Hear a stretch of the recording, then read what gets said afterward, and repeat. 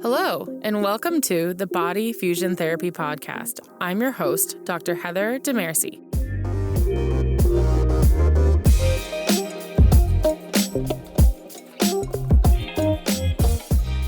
On today's episode, we're going to be talking about tight muscles. Now, are you one of those people that can't touch their toes? And even though you try and stretch and do everything you're supposed to, it doesn't seem to be helping at all? Or that you are doing yoga and you can never get further in your down dog or your up dog. When someone's really tight, it almost becomes part of their personality where it's like, hi, my name is Heather and I have really tight muscles. It becomes a common thing that they focus on, especially when they're talking to another physical therapist of like, no, I'm always tight. I can never touch my toes. So in today's episode, we're going to be covering how to test and understand the tightness that you might be feeling in those muscles, the different reasons for the tightness, a little bit of neural anatomy. Don't worry, it's not going to be too crazy. And then how to treat the different types of and causes of tightness. Let's focus first about how to understand your tightness, get a little bit of better idea of where the problem areas might be. So if we're looking at the hamstrings, I want you to do something called a straight leg raise. So you're going to lie on your back and have a strap that can go around your foot. Now, this strap could be a yoga strap or it could be a belt. Whatever is long enough that can go around your foot and then also be held in your hand. So if you're lying on your back with the strap around your foot, I want you keeping your knee straight and your foot flexed up, so you're kind of toes towards your head. I want you to lift your leg passively with your arm until you feel tightness in the back of the leg. The first thing I want you to notice is, where is the tightness coming from? Is it coming from the hamstrings? Is it coming from your calves? Or maybe do you feel it in your low back? So where are you feeling first and foremost? And then if you can, I want you to try to reach down with your other hand and feel where that tightness is coming from.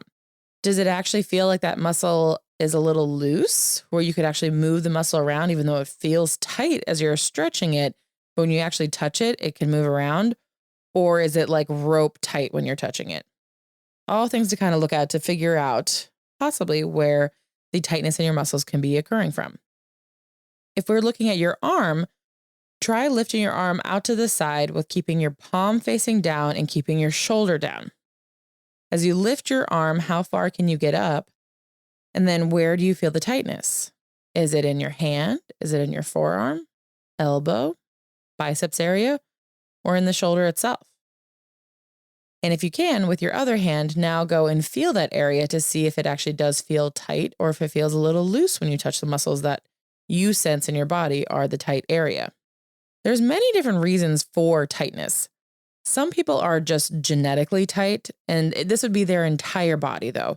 So people that say that they are like family is always tight and they've never been able to move in any direction, it could be genetically that their fascia is just tighter. Or it could be that maybe they've had an injury to that area that has affected the fascia in the muscle. So fascia is the connective tissue that goes everywhere in the body. And I mean everywhere. It's wrapping around the bones, around your muscle fibers themselves, like the little muscle fibers around the muscles, and then even groups of muscles, or what we call compartments of muscles. So it's traveling everywhere. And it's got great tensile strength, so you can stretch it. But when it breaks or there's been damage to that area, the patchwork that's created is more like a cobweb, like a spider's cobweb. So it doesn't have that nice linear alignment that the muscles used to have, like that fascia used to have. It has this patchwork ability. And so there's not great stretch, right? If you think about it, if you were to take a cobweb, a spider's cobweb, you can't really stretch it in all directions, but nice linear fascia can. So there can be that there's just one affected area from the muscle tension. If you think of a rubber band, like a new, fresh rubber band has this great extensibility. You can really stretch it far. But say you grab one of those old rubber bands from your junk drawer, it's kind of dried out, hasn't been used in a while. Yeah, not great stretch occurring there. There's not good elasticity within that rubber band. So the same thing's happening with your muscles. If you're not moving enough, then they kind of get stuck and can't stretch because you haven't asked them to do it. And now all of a sudden you're asking them to stretch. Another reason for your muscle tightness might not be from the muscles at all. It could actually be from your dura. So let's have a quick review of the hierarchy of the organ systems. So I talked about this in my first episode of the Body Fusion Therapy podcast. So we'll just do a quick review. Not all your organ systems are created equal. So your nervous system and cardiovascular system reign supreme. Any medical drama that you've ever seen, it's always if the blood's not pumping or the brain's not working, then that person's considered dead. So the body will do whatever it can to protect those two areas first and foremost. Now, the musculoskeletal system will kind of be the workhorse for the body or kind of taking it for the team, where it will go into compensatory motions to try to avoid putting pressure on these more important organ systems. Because kind of the bottom of the barrel of this hierarchy is your musculoskeletal system. So it's got to do a lot to try to protect the more important vital organ systems that you have, with the nervous system reigning supreme with the cardiovascular system. So where this all kind of comes into play with muscle mobility and flexibility is you need to understand something called the dura. So the dura is the saran wrap or the plastic wrap around your entire nervous system. It is continuous through your central and peripheral nervous system. So that means it going around your spinal cord, your brain, and then all the nerves that are going down into your body. So the tension that you feel in your muscles, if it's coming from the nerves, we actually call that neural tension, or you could also hear it neural dural tension. For the purposes of today, I'm just going to call it neural tension. So the issue isn't the nerve itself, but the issue is the dura or that saran wrap around the nerve that's restricted that will lead to compensatory movements. Because remember, the nerves are what make the whole body function. It's what makes it so that your heart can beat, that you can breathe, that you can move forward through life. It is helping me be able to talk right now. Nerves make the whole body work. So they're going to protect themselves first and foremost.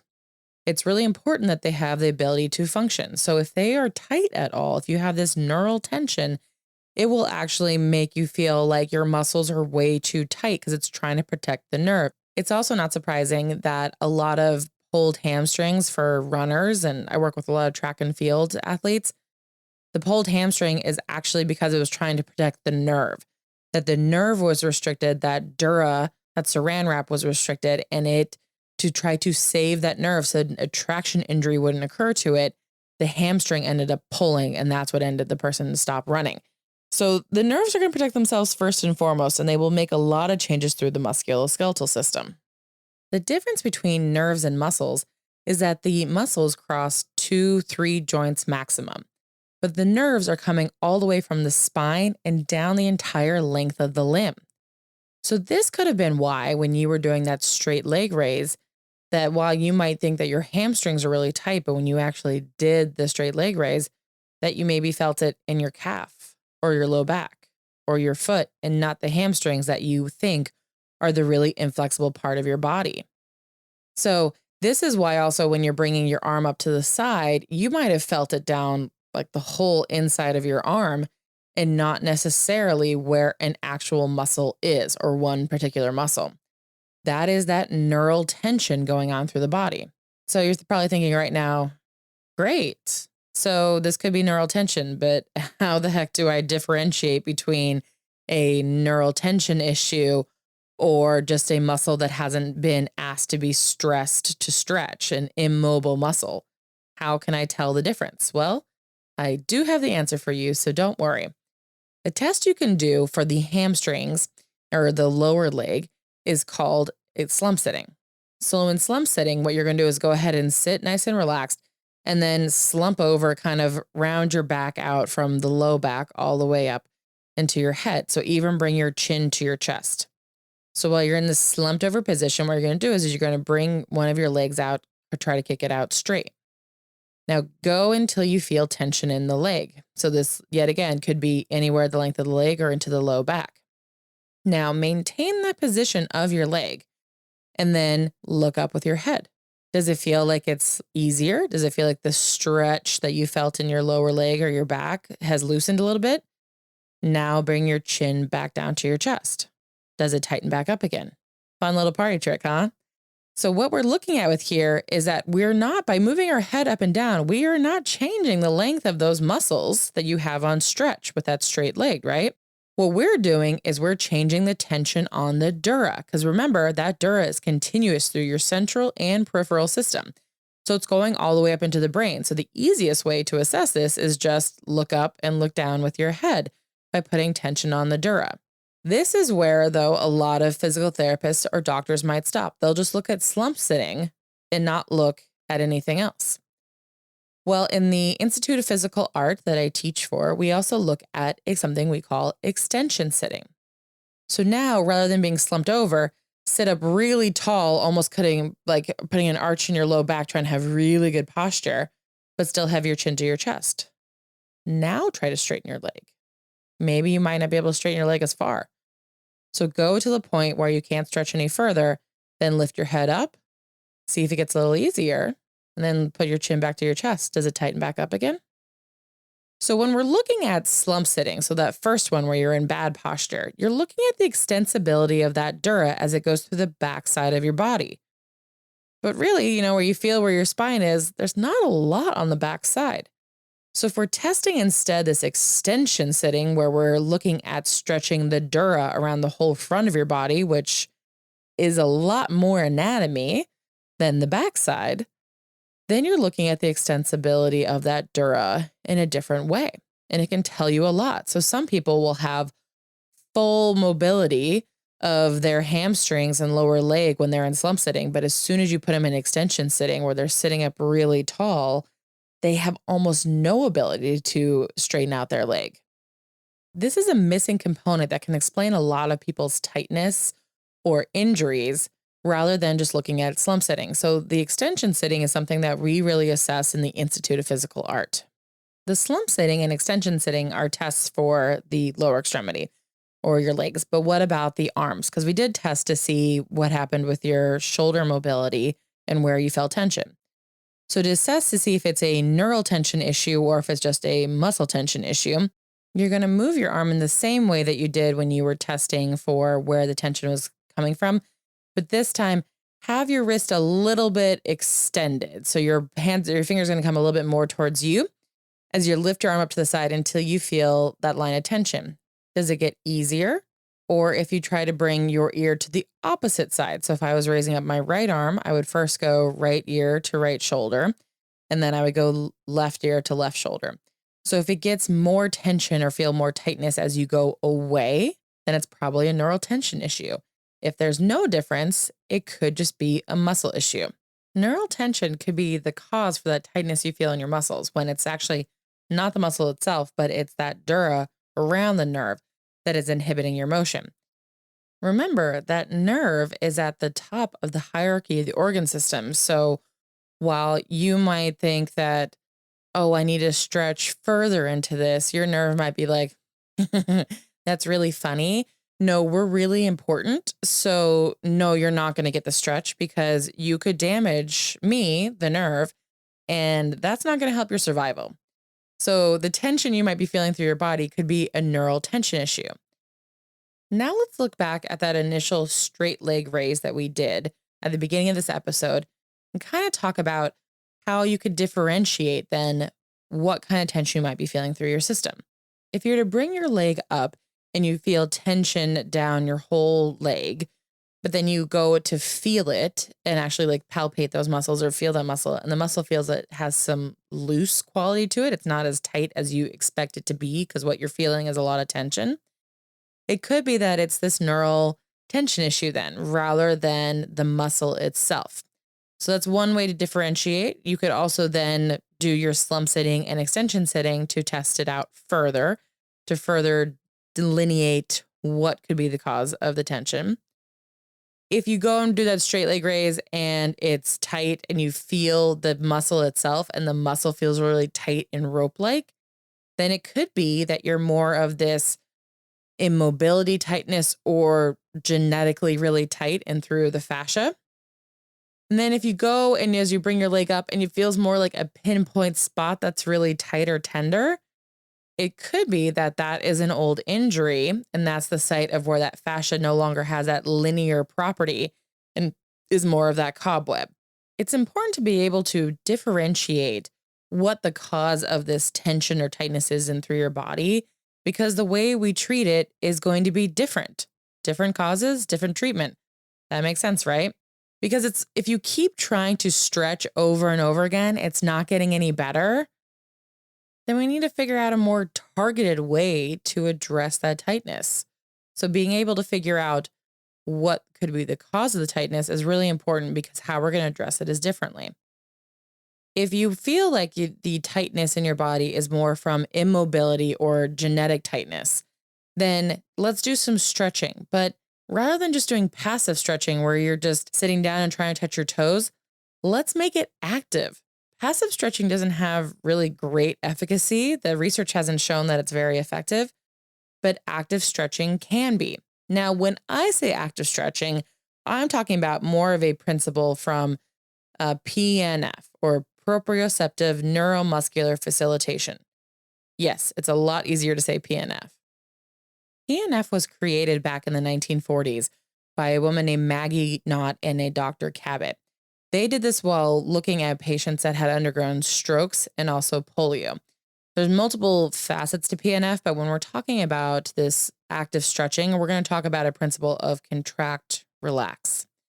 So if I was to stretch my hamstrings and I was to do that kind of straight leg raise that we did at the beginning of the session with the rope or band around the foot, so you could passively do it, kind of bring it up towards you, you would bring your leg up until you feel that stretch. Then you would stop here and your arm would be holding that rope so that your leg can't move, but your leg is going to try to actively go back down to the ground. So you're going to be trying to activate those hamstrings by bringing your leg back down to the ground. But it's going to be isometric, so you're not going to move. An isometric contraction. Hold that for a count to like 3 to 5 seconds, then relax the contraction, and then using that band, try to pull your leg further towards you. You'll be amazed how much further you can stretch. And then repeat again. You can kind of repeat this 3 to 5 times. Just contract, hold it for 3 to 5 second count, relax, pull your leg closer to you, and you'll have much better mobility improvement than just passively trying to stretch, just sitting there and trying to touch your toes. So the active stretch is really great if you have issues with immobility or with kind of this genetic tightness you have going on. To be able to address the tightness from a more of a fascial injury, that it might be more of a pinpoint, this is where I love using the foam roller. Now, I think a lot of people just get on the foam roller and just roll back and forth, and they're not really thinking about what they're doing or why they're doing it. So I want you to be a little bit more mindful when you're doing a foam roll exercise, to really try to think about, what am I trying to get at this point? So I think it's important when you're doing a foam rolling, you're kind of ironing out that tissue. You're kind of flattening it out. And if you do it while you're on a stretch, it's going to be more effective than just doing it on a flaccid muscle or a muscle that's just in a relaxation mode. If you wanted to work on your hamstrings, as an example, you would want to have your leg on stretch while you're performing the foam roll back and forth over the hamstrings. So you could even still use that rope to help bring your toes kind of flexed up and be bending yourself down towards your leg. So almost like as if you're trying to touch your toe on that side while you foam roll back and forth on that specific spot that feels really tight or in tension when you're trying to stretch it. And with that foam roller, you're just trying to iron out that tissue, trying to flatten it out. And if you can do it while you're on stretch, it's going to be more effective and you're going to get a better kind of pattern of that cobweb and start to realign the tissues. So whenever you're trying to do a foam roll exercise, I think it's really important to be mindful of how you're doing it. And so you're doing it on stretch rather than just rolling back and forth. Because I get it. It's really painful when you're doing a foam roll stretch out. But if it's going to be painful regardless, why not do it effectively? Right? If it's going to be putting yourself through pain by trying to roll back and forth over those tight spots, might as well be better and maybe have to do it less often by doing it when you're on stretch in that area. If the issue with your tension that you're feeling in your leg is more because of the dura, which you have figured out by doing the slump sitting or extension sitting, then you don't want to stretch that nerve. Remember, nerves don't like to be stretched. They are very important, and stretching them is not going to help. So you want to do something called neural flossing. So the idea of neural flossing is you're never changing the length of the nerve. You're just sliding and gliding it through its pathways. This is a much safer way to approach improved mobility if the issue is neural tension, because you're never threatening that nerve. You're never putting it on any sort of tightness where it's going to say, hey, wait a second, and your muscles are going to tension to protect the nerve. Sadly, though, if you were to search neural flossing techniques, it's amazing how many of them are actually neural tensioning techniques. Now, neural tensioning techniques have their place, don't get me wrong, but if you're dealing with neural tension, why not make it happy and get it sliding and gliding and moving better first before you try to stress it and tension it? Because I haven't met many nerves that like to be tensioned. It may seem kind of funny, but when teaching a neural flossing technique, the first thing I tell my patient is, I want you to feel absolutely nothing while you do this technique. Because if you feel something, if you feel a stretch, then it's that nerve is getting tensioned, and that's the last thing I want. So the idea with neural flossing, this sliding and gliding it through its pathway, is that you're going to be putting one end of your body on tension. So it might be your head. You might be putting your head on tension with the whole nervous system while the other end is on slack. And then simultaneously you move so that now your other end is on tension and your neck is on slack, and you're moving back and forth in this motion. If you're doing it correctly, you'll feel absolutely nothing. So if you do feel something, the first thing I tell my patient is check to make sure that you're moving in unison with your head and the lower extremity or the upper extremity, whichever area you're doing the neural flossing at. Make sure that it's moving at the same time so that you're never actually tensioning that nerve. If the patient is moving in unison and is still feeling a stretch, then I just tell them don't go as far into the stretch, because I want it to be pain-free. I want it to be stress-free, because I know that then that nerve is just getting flossed and not tensioned at all. And there might be some days where you have great mobility and you can go really far into that neural flossing, and other days where you can't move as far. And that's okay. You need to be okay with what you have on that day. But the importance is that we just kind of lubricate the nerve and the dura as it's sliding through its pathways to try to improve the stretch. So the irony with neural tension is to treat it, I don't want you to feel any stretch whatsoever to then be able to get a further stretch. I know, seems a little backwards, but trust me, it works. Especially if you keep trying to stretch and stretch and stretch and it's not getting any better, it could be this neural tension issue. And I see this time and time again, that is really the root cause for your immobility. And to improve it, you need to floss it, not stretch it. I hope you have a better understanding today of what could be the cause of your immobility or that feeling of tightness through your whole system. That it could be that you're just not used to being mobile and you're asking it to stretch and it can't. It could be that genetically you're really tight. And in that case, not going to get as many gains, but you can still get some. It could be that you've had an injury to that area where the fascia is no longer nice and linear and not allowing for stretch. Or it could be nothing to do with the muscles at all, and it could be a neural tension component. But I really hope that people don't keep in this identity of who they are as I'm a tight person when there's ways to fix it.